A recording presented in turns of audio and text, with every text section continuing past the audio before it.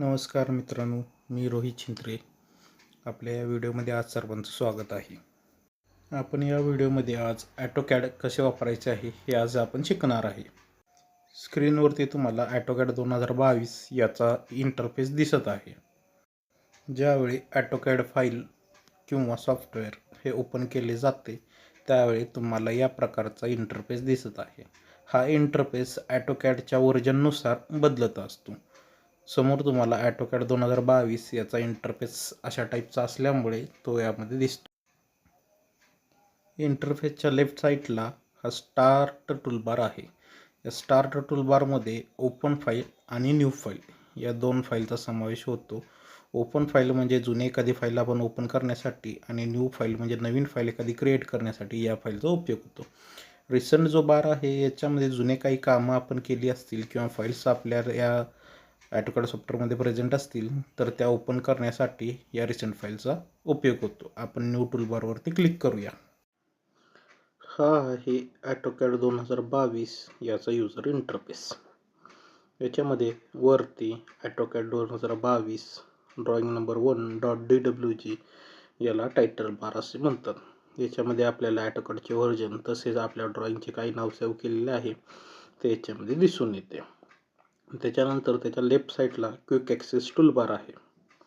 हा quick access toolbar म्हणजेच ज्यामध्ये आपल्याला सर्वात इझिली आणि क्विकली सगळ्या कमांड्स इथं बघायला मिळतात. ज्याच्यामध्ये new, open, save, save as अशा पद्धतीने आहे.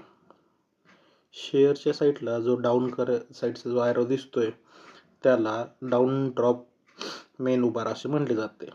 याच्यामध्ये जे यूजर इंटरफेस किंवा समोर दिसणाऱ्या स्क्रीनवर असलेले कंटेंट्स हाईड किंवा अनहाईड करू शकतो आपण त्याच्यामधून. त्याला ड्रॉप डाऊन मेनू बार असेही म्हणतात. उरलेले जे काही कंटेंट्स आहेत त्याला आपण मेनू बार असेही म्हणतो. मेनू बारमध्ये home, insert, annotation, parametric view, manage, output, add-ins, collaborations असे भरपूर काही कंटेंट्स असतात. याच्यामध्ये सगळ्यात जास्त यूज होतो तो म्हणजे होम या टूलबारचा. त्याच्यामध्ये लाईन, पॉलीलाईन, सर्कल, आर्क तसंच टेक्स्ट आहे, move, copy, cut, trim, extreme, layers ह्या सगळ्याचा गोष्टीचा उपयोग होतो. सगळ्यात जास्त आपल्याला मेनू बारचाही उपयोग होतो. त्याच्यानंतर खाली जो आडवा जो बार दिसतो त्याला कमांड पॅनल असे म्हणतात. ज्याच्यामध्ये आपण कोणत्याही पद्धतीची जर कमांड टाईप केली तर ती कमांड आपल्याला लवकर इझिली तिथं यूज होते.